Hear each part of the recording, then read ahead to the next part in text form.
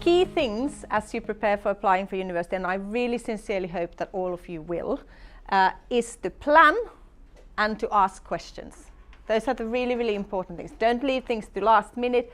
Find out, look for information, ask questions, and don't be shy to ask questions. Start your research about possible university options early and ask for advice. And identify sources of information. So your teachers may have some useful tips and ideas, or may be able to put you into contact with right people. Mentors are really, really helpful. We are not all naturally born with a whole host of people who will give us tailor-made advice on anything we want to know about. So it's good to identify people who can be helpful for you. Internet is great. We didn't have internet when I was applying for university. I wish I had had. It would have made things a lot easier. Of course, the problem sometimes is that it can be difficult to vet what's really good advice available in internet and what's less good. So one way in which to judge that might be to think how official is the website where you get the information from. Books can also be helpful. I would also say in this context, and I'll come back to this a bit later as well, is that do your research not only about where you want to study and what you want to study and what you need for that, but also about practical things, finances and accommodation. And again, the mentor or teachers can be useful for that. And what I would really, really want to get across, even if I get nothing else across, is that finances should not be a reason for you not to study. No matter what your family's financial situation is, you will be able to afford to do a university degree. There are loans. You don't have to pay those loans back until you are earning a very good salary. So only once you get a job after university and that job pays you a salary that is, I think, above £21,000 or 22. It's quite a reasonable salary. Only at that point you start paying back the student loan. And even at that point you pay back in a means-tested way. So if you earn £21,000, you pay minimum amount back. If you earn £50,000, you pay at a higher rate. So it will be affordable to study. You do not have to come from a well-off rich family to study. And once you, like Ijoma said this morning, once you have a degree, you have many more options open for you in terms of what you can do for your career, what's your earning potential, how you can advance in your career. And one of my, people who work in my group know this, one of my absolute feminist ires is about women not earning enough to be financially independent. That is silly. You should all be in a position where you will not have to depend on someone else financially. And that way you can make choices in your life that you want to make and you're not at somebody's mercy. So the things you choose, you do because you choose to do them, not because you cannot make a living independently. And going to university is something that will really, really help you achieve that position in life. And I can guarantee you that will make you happier. It doesn't mean that you have to be rich, but you are in a position where you're your own person. When you apply for universities, do your homework about potential universities. Think about what grades you need to do the course that you want to do in particular universities. How is the university and the course ranked?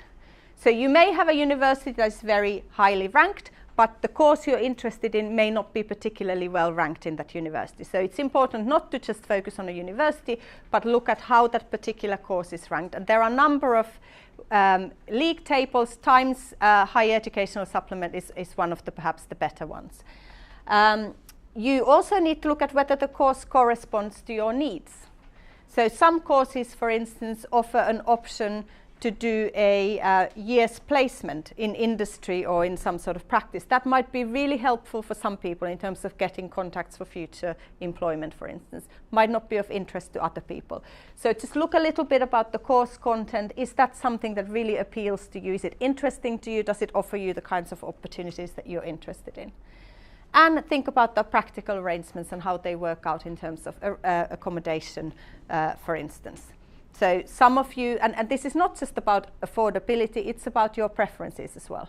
Some of you might really, really like to live at home when you study. That's fine.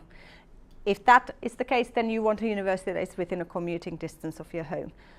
Others might not wait to get out of home. Then you want to choose somewhere where you can hopefully visit your family regularly, but you can have that opportunity to be independent.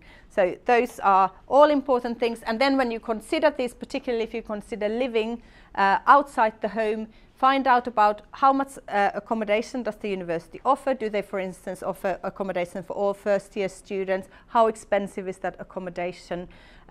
What is the accommodation setup? Some people like sharing houses and flats. Other people would prefer their own unit. So those are all kinds of things that you might want to think about. Look up information about the courses and what are the requirements for you in terms of getting in, what is offered in the course in the university's prospectus. You can order the prospectus and they can send you a hard copy, or probably the easiest thing is to look at information online. And most universities have really, really helpful websites where they tell you how you apply, what are the entry requirements. You can usually press this tab and see the entry requirements for each course, how they do select the students, how the students do after they have been in that particular university, what are the accommodation options, fees, student life and so forth. So most universities have really good websites for providing that information.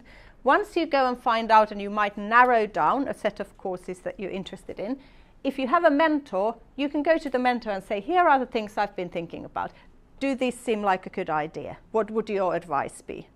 And the mentor might either be able to provide you advice themselves, or also maybe pass you on to somebody else who has particular expertise in a certain area.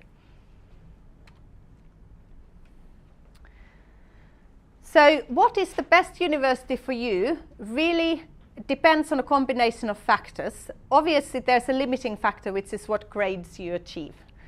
So courses have certain minimum grades before they make an offer.